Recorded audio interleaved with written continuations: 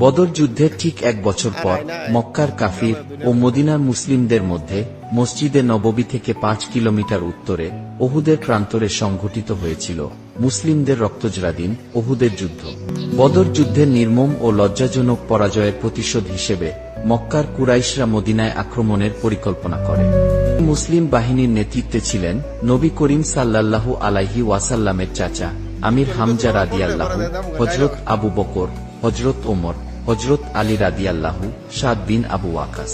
মুসলিমদের মোট সেনা সংখ্যা ছিল 1000। এর মধ্যে 50 জন ছিলেন অশ্বারোহী। হযরত মুহাম্মদ সাল্লাল্লাহু আলাইহি ওয়াসাল্লাম মুসলিম বাহিনীকে 3 ভাগে বিভক্ত করলেন। মুসলিমরা ঘাঁটি করেছিল খুবই সুবিধাজনক অবস্থানে। 3 দিকে পাহাড়ে ঘেরা, সামনের দিকে খোলা, কিন্তু পেছন দিকে ছিল একটি সংকীর্ণ গিরিপথ।